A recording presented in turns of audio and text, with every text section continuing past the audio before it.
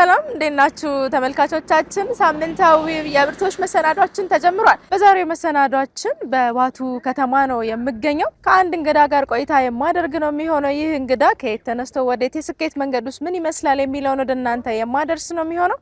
እስከ ፕሮግራማችን ፍጻሜ ድረስ አብሮነታችሁን ከኛ ጋር እንድታደርጉ ከወዲሁ ጋበዝኳችሁ። እንዴና ሰላም ነው? አመሰግናለሁ። እንደመጣው ነው የሚሰጠኝ፣ ተቀምሶ ነው የሚገዛው ማለት ነው። መልካም ተመልካቾቻችን፣ ወደ ዋቱ ከተማ ስትመጡ በመግቢያ ላይ የሚቀበላችሁ እንግዲህ ፓፓዬ ነው። ፓፓዬ መግዛት ከፈለጋችሁ መጀመሪያ ቀምሳችሁ ነው እንግዲህ የምትገዙት። እኔም እንግዲህ ጣፋጭ የዋቱን ፓፓያ ያጣጣምኩኝ ጉዞዬን የምቀጥል ነው የሚሆነው። እናንተ በያላችሁበት አብሮነታችሁን ከኛ ጋር እንድታደርጉ ከወዲሁ ጋበዝካችሁ። አብራችሁን ነው።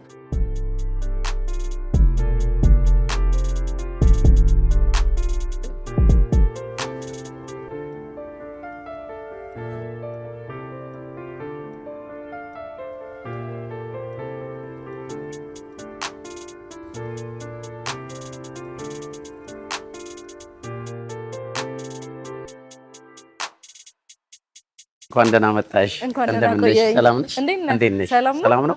እግዚአብሔር ይመስገን። ስራ እንዴት ነው? ጥሩ ነው። በጣም አሪፍ ነው። ሰላም ነው? ደህና ናችሁ? ሰላም ነው? ዛሬ እንግዲህ ስራ ቦታችሁ ላይ ተገኝቻለሁ። እሺ፣ እናመሰግናለን። ችግር የለም። እሺ፣ ራስን ለተመልካቾቻችን አስተዋውቅልኝ። እሺ፣ እኔ ስሜ ያሬድ አበበ እባላለሁ።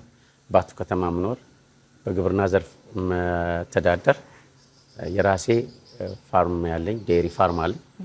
የራሴ ፕሮሰስ ማድረግ ያለኝ ስሞል ስኬል ፕሮሰስ አደርጋለሁ ማለት ነው። አሁን ይሄ ፋርም ሲቋቋም የተቋቋመው በ2009 ነው። በ2009 ሲቋቋም በሁለት ከብቶች ነው የጀመርነው። ከዛ በኋላ ደግሞ 5 ከብቶች ጨመርንና በ7 ጀምረን አሁን እስከ 65 እስከ 70 አካባቢ ጊደሮች፣ ላሞችና ጥጆች ይኖሩናል አሉን ማለት ነው። ስለዚህ በቀን ደግሞ ከ25 ከብቶች ወደ 300 ሊትር በቀን እንሰበስባለን ከዚህ ፋርም ማለት ነው። እስቲ ወደ ኋላ መለስ ስላርግክና የልጅነት ጊዜ እስቲ አስታውሰኝ። እንግዲህ የልጅነት ጊዜ ያው በትምህርት ነው ያሳለፍኩት፣ በትምህርትና ኳስ በመጫወት። ከዛ በኋላ ግን ቤተሰቦቼ ደግሞ ከትምህርት ቀጥሎ ወደ የመካኒክ ሙያ እንድማር አድርገውኝ የመካኒክ ሙያ ተምሬ በአውቶ ሜካኒክስ ዲፕሎማ አለኝ። ከዛ በኋላ በሹፍርና ዓለም ቆየው። ከሹፍርና ዓለም ቆይቼ ደግሞ የተወሰነ ዓመት ከሰራው በኋላ 5-6 ዓመት ሰርቼ ከዛ ወደዚህ ስራ ደግሞ ገባው ማለት ነው፣ ወደ ዴሪ ፋርም። ለምን ይሄ ስራ ያው ተወዳጅና ማለት እርካታ ኖሮሽ የምትሰሪው ስራ ነው። ሲቀጥል አገራችን ላይ ያለው የወተት ምርት በጣም አናሳ ከመሆኑ አንፃር፣ ከተማችም ላይ ያለው የወተት ምርት አናሳ ከመሆኑ አንፃር ወደዚህ ስራ ገባን። እዚህ ስራ ላይ እንግዲህ ከገባን ይሄው 9 ዓመታችን ነው። በዚህ 9 ዓመት ውስጥ በጣም ብዙ ነገር አግኝተናል። ብዙ ለወጣቶች የስራ እድል ፈጥረናል። ራሳችንም ደግሞ ገበያችንን አሳድገናል። በዚህ ፋርም የተመሰረተ የራሱ የሆነ ስሞል ስኬል ፕሮሰስ ማድረጊያ የራሱ ድርጅት አለው። አሁን ደግሞ ለከብቶቹ መኖ የሚሆንና ለአካባቢው ይሄን አካባቢ ብቻ ሳይሆን ሌሎችም ጎረቤት ሀገሮች ሊያዋስን የሚችል ፋብሪካ ተክለናል ማለት ነው።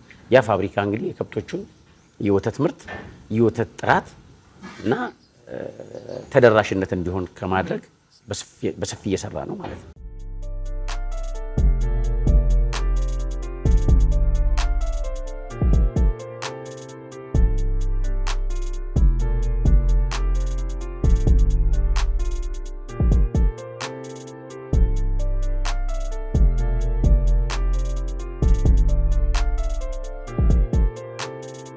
አሁን እዚህ ጋር ማሳይሽ ነገር ምንድነው?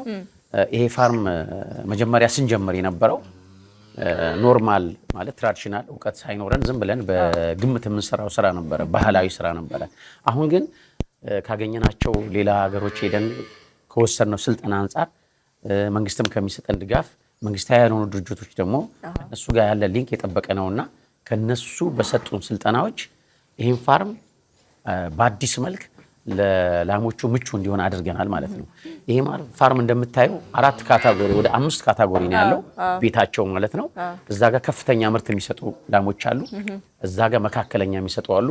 እዚህ ጋር ደግሞ እርግዝና ያላቸው አሉ። እዚህ ጋር ደግሞ ሊጠቁ የደረሱ አሉ። እዚህ ጋር ደግሞ እየተተኩ ነው የሚሄዱት። እዚህ ጋር ያሉት ጥጆች እነዛን እየተኩ ይሄዳሉ ማለት ነው።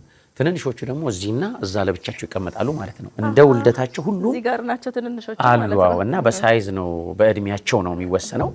ሁሉም አንድ ላይ አይደለም፣ አመጋገባቸውም ይለያያል። ከፍተኛ ምርት የሚሰጡት ምግብ የሚመገቡትና መካከለኛ የሚሰጡት እኩል አንሰጣቸው። እዚህም ጋር ለጊደሮቹ ለቅድመ ለተጠቁም እንደዛው፣ እርግዝና ላላቸውም እንደዛው። ስለዚህ ይህንን ያገኘነው ደግሞ ስልጠና በመውሰድ ነው። ያንን ስልጠና አፕግሬድ አድርገን ፋርሙ ወደ ተሻለ ደረጃ እንዲደርስ አድርገናል። አሁን ደግሞ እዚህ ላሉ ከተማችን ላይ ላሉ ገበሬዎች ስልጠና እንሰጣለን። ይመጣሉ፣ እዚህ ብዙ ነገር ከኛ ይወስዳሉ ማለት ነው። ከገበሬውም ጋር ሊንክ አለን፣ የጠበቀ ግንኙነት አለን። መድኃኒቶች እናመጣላቸዋለን። መኖ አብረን ለእኛም ሲመጣ ለእነሱም እንዲቀርብ እናደርጋለን። የእነሱን ወተት ደግሞ እኛው ወስደን ፕሮሰስ እናደርገዋለን ማለት ነው። እና የተሳሰረ ነው ቢዝነሱ። ድርጅቱ እንግዲህ ብዙ ነገሮችን እዚህ አካባቢ ላይ ለምሳሌ በቅናሽ ወተት ለአካባቢው ሰው እንዲዳረስ ያደርጋል። ይህን ሁሉ ነገር እየሰራን አሁን ድርጅቱ አድጎ ጥሩ ደረጃ ላይ ነው ያለው ማለት ነው።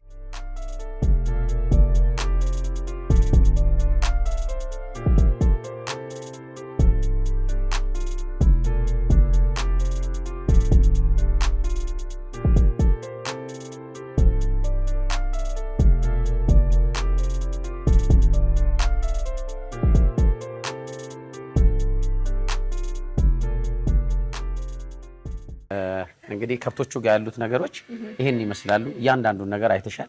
ልጆቹ ጋር ያለውን ነገር፣ እናቶች ላሞች ጋር ያሉትን ነገር አይተሻል። የሚተኙበትን፣ የሚመገቡበትን፣ የሚጠጡበትን አይተሻል። ይሄ እንግዲህ በዘመናዊ መልክ ያደረግነው ነው ማለት ነው። አሁን ደግሞ ሌሎች ስለ እነሱ ታሪክ ብዙ ዶክሜንቶች አሉ። አያያዛችን እንዴት እንደሆነ ስለ ጥጆች ስለ ሁሉን ነገር እዛ ቢሮ ደግሞ አንዳንድ ነገር አሳይሻለሁ ማለት ነው። መልካም። እንግዲህ ዛሬ አርፍጄ ስለመጣው ማገዝ አልቻልኩም ወተት የማለቡን ነገር። ሌላ ጊዜ እንግዲህ በሰፊው መጥቼ ማገዝ ነው የሚሆነው። እሺ፣ እንጠብቃለን።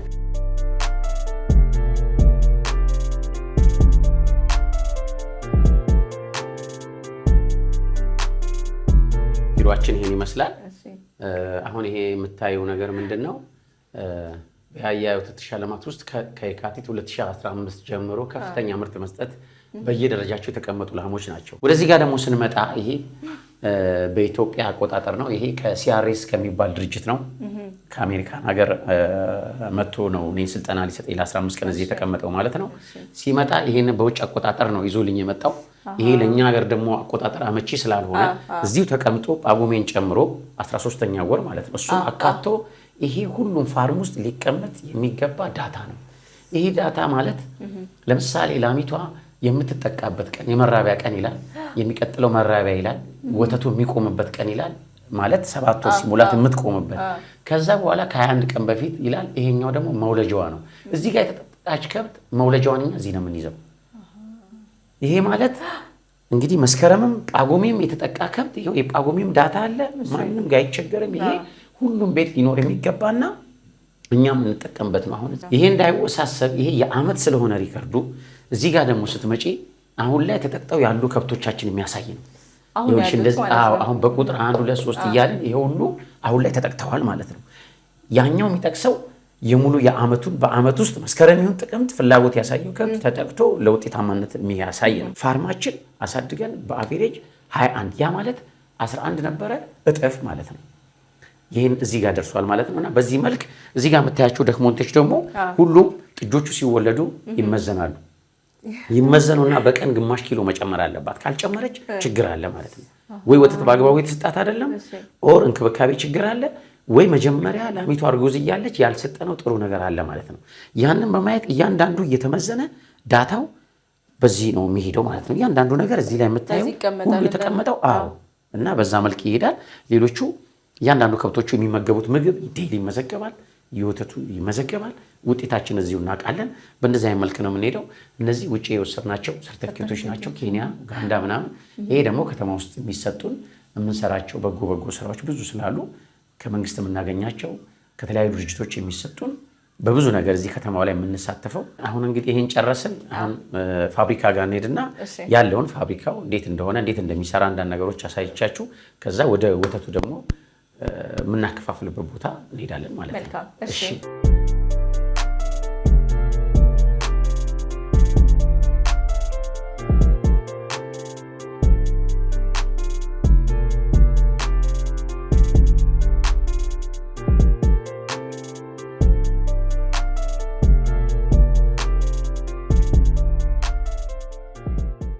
እንግዲህ ይሄ የምታየው አሁን እኛ እያመረትን ያለነው የወተት ብቻ ነው እንጂ የምናመርታቸው የዶሮ የተለያዩ የምትፈልጊያቸው ካልኩሌት ይደረጉና ነው የሚሰሩት። አሁን ግን የወተት ምርት ነው እያመረትን ያለነው።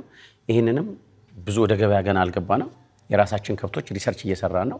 ውጤታማነቱ ጥሩ ነው፣ አሪፍ ነው። ወተት ጥራት ላይ ምርትም ላይ ከፍተኛ ነው ያለውና አሁን ይህንን ነው እንትን እያደረግን አሁን እንግዲህ ዘንድሮ 2018 በስፋት ለመስራት በዝግጅት ላይ ነን ማለት ነው። ይሄ ፋብሪካ 2 ላይን አለው። 2 ነው ለየብቻ ናቸውና ይሄኛው የዶሮ የሚያመርት ከሆነ ይሄኛው የወተት ያመርታል። እንደ ዲማንዱ እንደ ህብረተሰቡ ፍላጎት ደግሞ እንደ ተጠቃሚው ብዛት ሁለቱንም የወተት ማምረት ይችላል፣ የዶሮ ማምረት ይችላል፣ እንደ ፍላጎቱ ማለት ነው። አንዱ ችግር ቢገጥመው አንዱ ሁለቱን ማምረት ይችላል ማለት ነው። በተራ በተራ ሆኖ ይሄኛው ችግር ቢገጥመው አይገናኝም። ላይኑ ለየብቻ ነው። ኤሌክትሪክ በራሱ የሚሄድለት ለየብቻ ነው። ይሄኛው ማሽን ቢበላሽ ኦር የሆነ ነገር ቢገጥመው በአንዱ ይሰራል፣ ይሄኛው ቢበላሽ ይሄኛው ይሰራል ማለት ነው። ሁለቱንም ደግሞ አንዴ ምርት ተፈላጊ ከሆነ ሁለቱንም ማሽን አንዱን አይነት ማድረግ እንችላለን። የዶሮ ከሆነ የዶሮ እናመርታለን፣ የወተት ከሆነ የወተት እናመርታለን ማለት ነው። ስለዚህ ይሄን ይመስላል።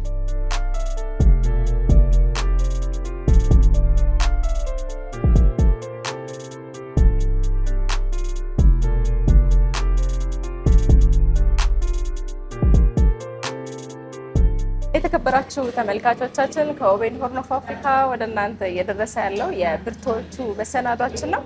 በዛሬ መሰናዷችን በባቱ ከተማ ተገኝተን ቀደም ሲል እንግዲህ በዴሪ ፋርም ውስጥ ተገኝተን የነበረንን ቆይታ አሁን ደግሞ ቀደም ሲል የተመለከታቻቸው ላሞች የሚሰጡትን ወተት ወደሚሸጥበት እርጎም ወተትም የተለያዩ ወተትና የወተት ተዋጽኦች ወደሚሸጡበት ቦታ ላይ መተናል። አሁንም ቆይታችን የሚቀጥል ነው የሚሆነው። አብሮነታችሁን ከኛ ጋር እንድታደርጉ አሁንም እንጋብዛችኋለን። አብራችሁ ነው እንግዲህ ጉዟችንን ከመነሻው አድርገን አሁን ደግሞ ህብረተሰቡም ተጠቃሚ ወደሚጠቀምበት ስፍራ ላይ መተናል። እና ብዙ ከስተመር አለ። ተገባውን እንግዲህ በከስተመር ነበር። እሺ መልካም፣ በጣም ደስ ይላል። እሺ እንግዲህ እንኳን ደህና መጣሽ በድጋሚ እላለሁ። አመሰግናለሁ። አሁን የሆነ ምን ትጠቀሚያለሽ? ምናልባት የእኛን ስፔሻል ነገሮች አሉ። ያው እኛ ቤታችን እንግዲህ እርጎ በዳቦ በጣም ታዋቂ ነው። እንግዲህ እዚህ ብቻ አይደለም፣ በጣም ብዙ ቦታ ይታወቃል። ከዛ ውጭ ደግሞ ከእርጎ ጋር የሚሄዱ ምግቦች አሉ፣ ባህላዊ ምግቦች እነ ቡላ ገንፎ፣ ጨጨብሳ፣ ቡላ ፍርፍር ስፔሻል፣ አይብ ደግሞ የራሳችን ምርት የሆኑ አይቡን በተለያየ መንገድ አድርገን እናቀርባለን። የኛ በጣም ተወዳጅ የሆኑ ምግቦች አሉ፣ ጣፋጭ ተወዳጅ ናቸው። ለምን ቅቤው ራሳችን ሁሉ ነገር የምንጠቀመው ኦርጋኒክ የሆኑ ናቸውና ቡላ የሚባለውም ከቦታው ነው የምንመጣው። ጥራት ያለውና ለሰው ልጅ ጥቅም ያለው ነገር ነው። ይሄን የመሰሉ ነገር ናቸውና ምን ይምጣልሽ? ምን ቢሆንልሽ? ስፔሻል ቡላ ፍርፍር ይሆን ወይስ እርጎ በዳቦ ይምጣልሽ? ስፔሻል አሁን እንግዲህ ለጨዋታችንም ያህል እርጎ ቢሆንልኝ ደስ ይለኛል። እሺ ያሬድ ቀድሞ የነበረው በሹፍርና ህይወት በሌላ ስራ ላይ ተሰማርቶ ነበረና ወደዚህ ስራ እንዴት ገባክ? የግል ስራ ለመስራት ያሰብክበት አጋጣሚ እንዴት ነበረ? እስቲ እንግዲህ ወደዚህ ስራ የገባሁት ያው መጀመሪያ ላይ እንዳልኩሽ በአውቶ ሜካኒክስ ስልጠና ቴክኒክና ሙያ ላይ ስልጠና ነው የወሰድኩት። ያን ደግሞ ከዛ በኋላ እንግዲህ ወደ ሹፍርና ገባሁ። ሹፍርና ከ5-6 ዓመት አካባቢ ቆየው። ከዛ በኋላ ደግሞ ወደ ዴሪ ፋርም ላይ ገባሁ ማለት ነው። ዴሪ ፋርም ላይ የገባሁበትም በዛውን እየመለስኩልሽ እንዲሄድ አንደኛ የወተት እጥረትን በደንብ አውቀዋለሁ። በቂ የሆነ የወተት አቅርቦት አይኖርም፣ የለም። ጥራት ያለው ወተትም አይኖርም እና ያንን ለመስራት ውስጤ ከመነሳሳት አንጻር ወደዚህ ስራ ውስጥ ልገባ ቻልኩ ማለት ነው። ስትጀምረው የነበረው ፈተና ምን ይመስል ነበር? ፈታኝ አልነበረም ጊዜ? ስራው ያው ቻሌንጅ ቢኖረውም አሁን ላይ ለደረስኩበት ነገር ሳየው ደግሞ ውጤታማነቱ ያስደስታል። የትኛውም ስራ ብትሰሪ ቻሌንጅ አለው። ማንኛውም ስራ አዲስ ስትጀምሪ ቻሌንጅ መስት ነው። በከብት ዙሪያም ያለው ነገር እንደዛ ነው። ጥንካሬን ይፈልጋል እንጂ ውጤቱ እንዳልኩሽ ያስደስታል እና መጀመሪያ ላይ ስለ ግብርናው ስለ ወተት እርሻ ልማት የምናውቀው ነገር የለም። አዲስ ነው። ከላሞች ጋር ያሉ ቻሌንጆች፣ ከብት በህይወት ይጠፋብሻል፣ ሲወለድ እንደዛ አይነት ነገር ይከሰታሉ። ብዙ አይነት ነገሮች አሉ። ግን ያንን ተቋቁመን ነው ወደዚህ የመጣ ነው። ለምን ዋናው ፍላጎት ነው። የሰው ልጅ የፈለገውን ነገር የሆነ ነገር የፈለገው ነገር ካለ ከግብ መድረስ ይችላል። ዋናው ስራውን ወደሽ መስራት ላይ ነው። በቃ ስራውን ከሰራሽ ማንኛውም ስራ ቻሌንጅ ስለሚኖረው ያንን ቻሌንጅ ተጋፍጠሽ ስታልፊ ውጤታማ የምትሆኚው። ስለዚህ በዛ መልኩ እንግዲህ እዚህ ለደረስንበት ነገር ቻሌንጅ የምላቸው እንደሱ አይነት ነገሮች እንጂ ሌላ ምንም የገጠመኝ ቻሌንጅ የለም። ስራውም ተወዶ የሚሰራ በፍቅር የሚሰራ ነው። ከላሞች ጋር ያሉት ስራ በጣም የሚያስደስትና የሚያረካ ስራ ነው። ለምን ላሞች ይወልዳሉ፣ እየተኩ ይሄዳሉ፣ እየተባዙ ይሄዳሉ እና ያ በራሱ እርካታ ያለው ያን ቢዝነስ መምረጤ ለእኔ በጣም ደስተኛ ነው። ምናልባትም ከልጅነት ጀምሮ ውስጥ የነበረው ነገር ነው ወይ ይሄ ወደ የከብቶች ስራ መግባት፣ ወደ ላሞች ወደ ወተቱ ስራ የመግባቱ ነገር ህልምክ ነበር? በዚህ ስራ ህልም አልነበረኝም። እኔ እንዳልኩሽ መኪና ለመንዳት ምናምን የነበረኝ ጉጉቶች ምናምን ገራዥ ሰርቻለሁ። ከዛ በኋላ አውቶ ሜካኒክስ ደግሞ እንዳልኩሽ በእንትን ተምሬያለሁ። ከዛ በኋላ ደግሞ በሹፍርና ዓለም ከባድ መኪና ነድቻለሁ። ከትንሽ መኪና እስከ ትልቅ መኪና ነው ሳሽከረክር የነበረውና እንትን የነበረው እዛ ጋ ነው። ግን ምንድነው ያ ለእኔ እንደ ህይወት አልወሰድኩትም። አንዳንድ ነገሮች በማየው በውጭ ዓለም የሚጠቀሟቸው ዘመናዊ የከብቶች እርባታ ምናምን የማያቸው ነገሮች በዩቲዩብ ምናምን መከታተል ነው የማየው ነገር ይሄ ነገር ውስጥ እንዲገባ አረገኝና ውጤታማ ሊሆን እንደሚችል በዛ ተገነዘብኩና ሀገራችን ላይ ደግሞ ካለው የወተት እጥረት አንጻር ይህን ነገር መስራት እንደሚችልና ውጤታማ ሊያደርግ እንደሚችል አምኜበት ነው የገባሁበት እንጂ መቼም አስቤው አላውቅም። ከጀመርከውም በኋላ ወደ የተለያዩ ሀገራቶች በመሄድ ስልጠና ወስደሃልና ያንን መውሰድ ካሁን ላይ ለምትሰራው ስራ የበለጠ ረድቶኛል ብለህ ነው የምታስበው? በጣም በሚገባ እንግዲህ ሀገር ውስጥ አሉ የተባሉ ስልጠናዎች ሁሉንም ወስደናል። ከዛ መቀጠል ደግሞ እንዳልኩሽ አፍሪካ ሀገር ነው እና እዛ ወስደን የመጣነው ስልጠና ሞር ስራው ላይ በጣም ትልቅ አስተዋጽኦ አድርጎልኛል። እንደ ቅድም እንግዲህ ቢሮ ላይ ወይም ፋርሙ ላይ እንዳየሽው ሙሉ ማኔጅመንቱ ሙሉ የተቀየረው ማለት ነው። ለምን እኛ በስራ ላይ 9 ዓመታችን ቆይተናል። በዛ በ9 ዓመት ግን ሰባቱን ዓመት ኦልሞስት እንዳልሰራ ነው የምንቆጥረው። ያ የሆነበት ምክንያት ምንድነው? የልምድ ችግር፣ የእውቀት ማነስ ነው ስንሰራ የነበረው በዘልማድ እና አሁን ላይ ግን ዘመናዊ አድርገን ፋርሙን እንዳየሽው እዛ ሁሉ ነገር እንዳየሽው አዘምነ ነው ያለነው እና ያ ነገር ህብረተሰቡ እንዲቀበል አድርጎታል። እኛም ደግሞ እዛ ያገኘነው ስልጠና ለገበሬው ተደራሽ እንዲሆን አድርገናል ማለት ነው። እኔ የማውቀው ነው እውቀት ለጓደኞቼ ለገበሬዎች እንዲተላለፍ አድርገዋለሁ ማለት ነው። ለምን ያህል ሰዎች የስራ እድል መፍጠር ይችላል? በዚህ ውስጥ ደግሞ የሚሰማክ ስሜት ምን ይመስላል? እስቲ እስከ 30 የሚሆኑ ሰራተኞች ወጣቶች የስራ እድል ፈጥረናል። አሁን እንዳልኩሽ ደግሞ ማሽኑ ሲጀምር በሙሉ አቅሙ ሲጀምር እስከ 40 ድረስ አካባቢ ሊደርሱ ይችላሉ ብዬ አስባለሁና አሁን ላይ ባለው ደግሞ ይሄን ያክል ያሉት ሰራተኞች 30ም ሰራተኞች ስራው የዴሪ ስራ እንዳልኩሽ ትንሽ ቻሌንጅ ነው እና ከበድ ይላል። የኔነት ስሜት ከሌለበት በጣም ከባድ ነውና ሁሉም ሰራተኛ የኔነት ስሜት ስላላቸው ያ ነገር ነው ውጤታማ አድርጎልኛል። የኔነት ስሜት አለው። 30ም ሰራተኛ የኔ ነው ብሎ ድርጅቱን አድርጎ ስለያዘው ነው የኔ ውጤታማነት እንጂ ብቻዬን የማደርገው ነገር የለም። እንደምታየው ነው እዛ ፋርም ጋር ነው የለውም የሚሰራው ሰራተኛ ነው። እኔ የሰጧቸው ነገር እነሱ ለኔ ይሰጡኛል ማለት ነውና እኔ በመልካም የተቀበልኩት ወይም ደግሞ በመልካም የምገናኛቸው ግንኙነት ለተሻለ ውጤት እንዲሆን አድርጎታልና ከሰራተኛ ጋር ያለኝ ሊንክ በጣም የጠበቀ ነው። በቀጣይ ያለ እቅድ ምን ይመስላል? ቀጣይ እቅድክ ምንድን ነው? አንደኛ ለራሳችን ከብቶች መኖ ተደራሽ እንዲሆን ማድረግ፣ ሁለተኛ ደግሞ አካባቢው ላይ የሌለውም ለምሳሌ የከብት መኖ ዋጋ መናርን እንዲረጋጋ የሚያደርግበት ነገር ገባሽ? በተመጣጣኝ ዋጋ ገበሬው እንዲያገኝ ተመጣጠነውን መኖ ከሌላ ቦታ የሚመጣውን መኖ ማስቀረት፣ ከዛ በኋላ ጥራት ያለው መኖ ማቅረብ ለከብቶቹ፣ ከዛ ጥራቱ ያለው ወተት መጠበቅና በጥራትም ብቻ ሳይሆን በብዛትም ማለት ነው። ስለዚህ ጥሩ ነገር በሰራሽ ቁጥር የተሻለ ነገር ስለሚሆን ትልቁ አሁን እኛ የመኖ ስራ ላይ ነው። ኔክስት ደግሞ መንግስት የሰጠን መሬት አለ 5 ሄክታር አካባቢ። እሱ ላይ ደግሞ የፎሬጅ ወር ደግሞ ይሄ ሳይሌጅ የሚባል ነገር አለ። እሱን ሰርተን ለከብቶቹ አሁንም እንደዛው ጥራቱን ይጨምራል፣ የከብቶቹ ጤንነት ይጠበቃል፣ የወተት ምርት ይጨምራል።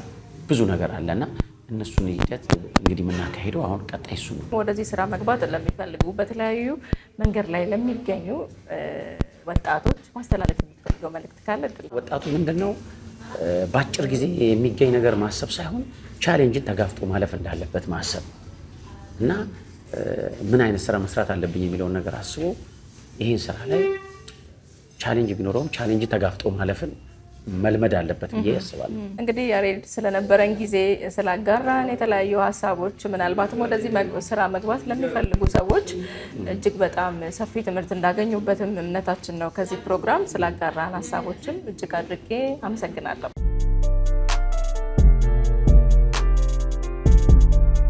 ክቡራን ተመልካቾቻችን በዛሬው የብርቶች መሰናዷችን በባቱ ከተማ ተገኝተን ከዴሪ ፋርም ስራ ላይ ወተትና የወተት ተዋጽኦ ስራዎች ላይ ከሚሰራው ወጣት ያሬድ ጋር ቆይታ አደረግን። ወደ ወተትና የወተት ተዋጽኦ ስራዎች ላይ መግባት ለምትፈልጉ ወጣቶች እጅግ በጣም ትልቅ ትምህርት እንዳገኛችሁበት እምነታችን ነው። እኔ የዛሬው መሰናዶ ከወዲሁ አበቃውኝ። ቀሪ የኦቤን ሆርን ኦፍ አፍሪካ መሰናዶች ወደ እናንተ መድረሳቸውን ይቀጥላሉ። መልካም ጊዜ ይሆንላችሁ።